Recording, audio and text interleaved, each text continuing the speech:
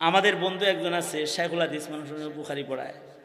ওনার আব্বা প্রায় 20-21 বছর যাবৎ বিছানায় পড়ায়। 4 বছর আগে ওনার মা মারা গেছে। ওনার আমল হলো সকালবেলায় ফজরের আগে বাবারে ক্যাম্পাস পরিষ্কার করায় ফজরের সময় বাবারে কিবলামুখী বসায় দেয়। আবার সন্ধ্যাবেলায় মাদ্রাসা থেকে যায় বাবার ক্যাম্পাস খুলে বাবারে পরিষ্কার করে দেয়। সন্ধ্যার আগ মুহূর্তে বাবায় নামাজ পড়ে, নামাজ আদায় করে জোহরের সময় নামাজে পরিষ্কার করে দেয়। আবার মাগরিব এশা পড়ে যখন আবার কাপড় নষ্ট করে ফেলে, ফজরের পরে আবার যায় কাপড় টাপড় সাফ করে দেয়। একদিন আমার মাদ্রাসায় এসে বলতেছে, ভাই কোমরের এই জায়গাটায় প্রচন্ড ভীষণ ব্যথা। আমি বললাম, ব্যথা কেন, কি হয়েছে? আব্বার এক হাত এক পা তো ফুল অচল, আর এক পায়ে কিছুটা শক্তি আছে।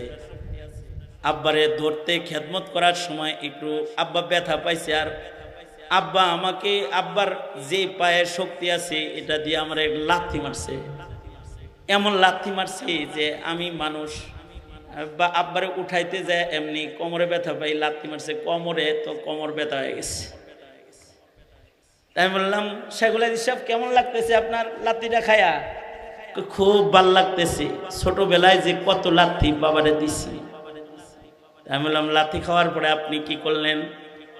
যে পায়ের দ্বারা আব্বা লাথি মারছে, আব্বার ওই পাটা ধইরা আমি একটু চুমা দিছি।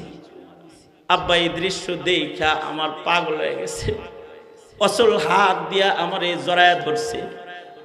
আমি যে তার লাথি খায়া তার পায়ে চুম্বন করেছি, আব্বা প্রাণ উজাড় করে আজকে আমার একটা দোয়া দিছে। বুখারী পড়ায় মুফাসসির মানুষ, নাম বললে চিনে ফেলবেন, নাম বলতে চাই না। এগুলো হলো আদর্শ সন্তান, কুররাত আয়ুন, এরা চোখের শীতলতা সন্তান।